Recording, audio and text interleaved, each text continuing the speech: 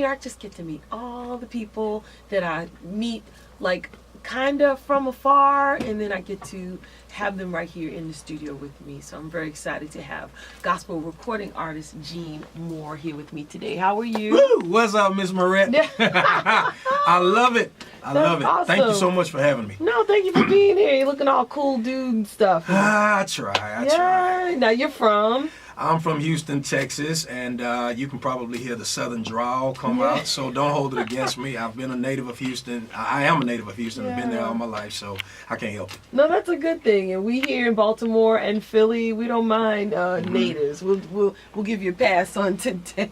So now you got a new project. You're on Motown Gospel. Yes. And you have a new project, but you're not new. So tell people a little bit about your journey to get to this project called The Future. Okay.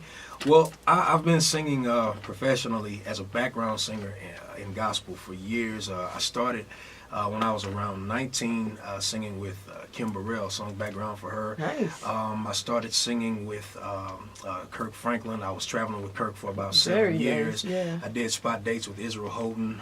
Aaron Lindsay and I are friends, and so I used to do a lot of studio sessions for him, you know, if he was producing an artist. Yeah. So, you know, those experiences, they taught me a lot. I was able to really sharpen my craft and learn a lot about discipline and a lot about serving, you know, when I was operating in those capacities. And thank God, fast forward, I'm here, signed to Motown, and now here I am with my first CD. So now, did you, in your dreams, because we hear Motown, we go, you know, Burry, Gordy, Motown, like in your mind, did you ever see this for you? Because this is a big deal. This is good. I would say maybe around 6 years ago, I decided that I wanted to do my own solo record.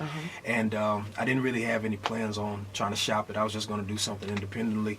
Aaron Lindsay, who was the A&R at the time, he just called me and he said, "So you want to get signed to Motown?" And I was like, yeah, man. Yeah.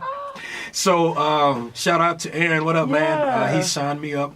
But however, once I got signed, I actually sat at the label for about 3 years because the important thing with me was they had to customize the sound for me. I didn't really fit in the 4 main categories of gospel, which was praise and worship, urban gospel, contemporary, urban gospel, traditional gospel, quartet, or praise and worship.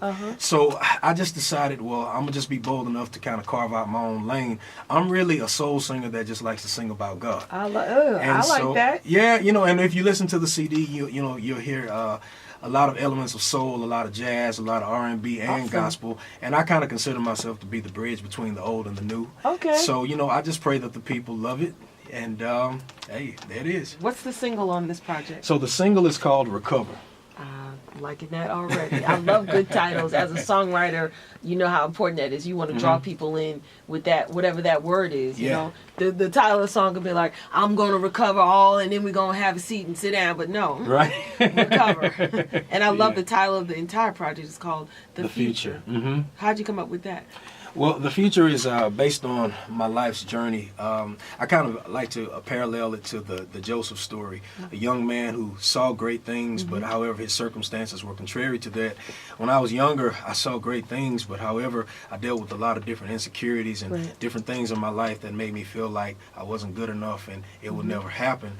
And so that's why I chose this song to be the very first song on the record, because it's kind of like the introduction to everything else that you're going to hear.